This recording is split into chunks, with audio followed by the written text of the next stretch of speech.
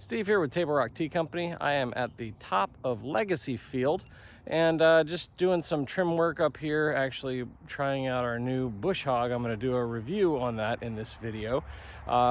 It's a walk behind bush hog, but just basically doing some field management. As you know from a previous video, we actually let the weeds grow up when these plants are little. After they get to about 3 to 4 years old, you won't have any weed problems anyway.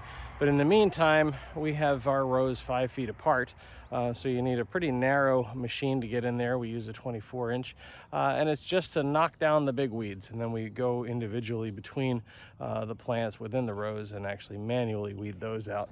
But I only do the weeding probably once every 2 months or so. You can kind of see what we're doing. There's the rows, and then you can see there's some big weeds sticking out. Those will get pulled. But yeah, so I just I'm doing this little top part. This field is broken up into 4 sections.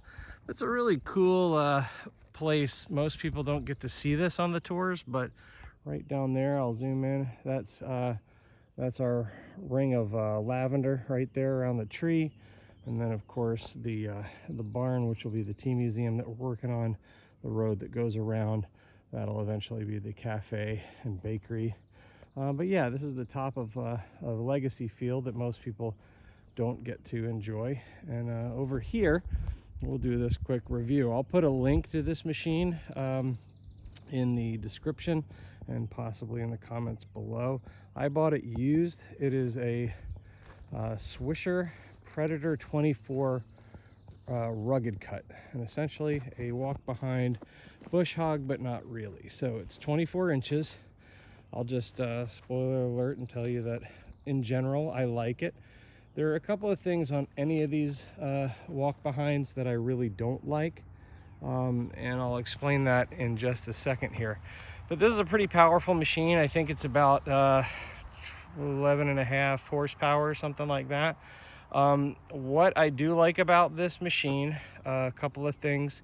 The big fat tires, they help you go over stuff. Again, this is for rough cutting, right? This is not a finish mower.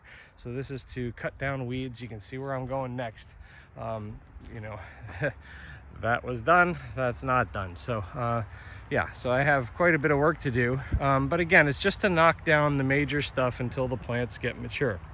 Now, what I do like about this particular machine is that the default setting is stop.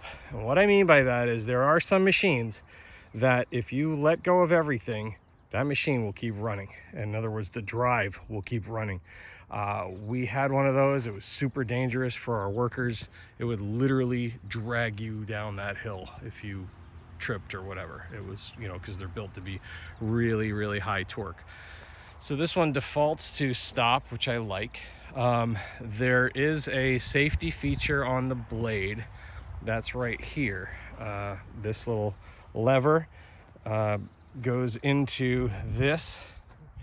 This right here is the, I guess it's really the engagement for the belts for the blade. So you push this forward. When it gets to the top, there's a little ratchet in here that'll click. This is tied then to this rod, which goes over to this handle. So as you're running it, you just have it and it's in the lock position. If you let go, it's spring loaded. So this flips, that latch goes like this, and then the blade stops. I don't want to take the cover off, but this pulley in the blade mechanism actually even has a rubber stopper that immediately will stop the blade. So it doesn't just sort of, you know, wind down. So that's nice. And again, the standard thing for the drive, to have it run, you push down and hold this lever. These levers, this is pretty standard. I always wear gloves because these will really get you calloused. This is just a thin, you know, you can see it right there. It's just thin metal. So if you imagine doing that for a few hours at a time, it's gonna hurt. I'm gonna tip it back here and I'll show you kind of what makes these different. Now, I might have to do this in a little different way, but I want to show you what the blade is like, because that's sort of the thing. Unfortunately, no one, to my knowledge, makes what I would call a true bush hog. Now, if you look at this blade, right, there's a spindle that comes down. This is what's cool about this machine. So you can put these kind of blades on other machines, but you can see these almost serrated things that really just chop it up. Some call it like a mulching mower, but it's more than that. This is a brush cut blade. Okay, so real heavy duty, and it just really just grinds up the heavy stuff. It's not, again, not a finish mower.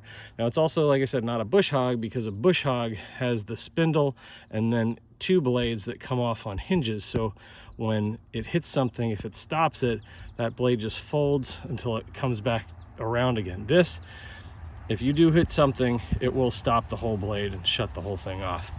Potentially could even bend the spindle. So I really wish they would make a true bush hog walk behind for this kind of stuff, but they don't. Not even bush hog does. So anyhow, I'll put a link in the description. I think they're not cheap. They're probably $2,000-3,000 bucks. We got ours used on Facebook Market, but they are a little bit hard to find. But I'll put a description in the link below, or a link in the description below. And yeah, so I've got some work to do while it's still nice and overcast and not too hot out here. So thanks again for watching. Stay tuned to see what else is brewing here at Table Rock Tea Company.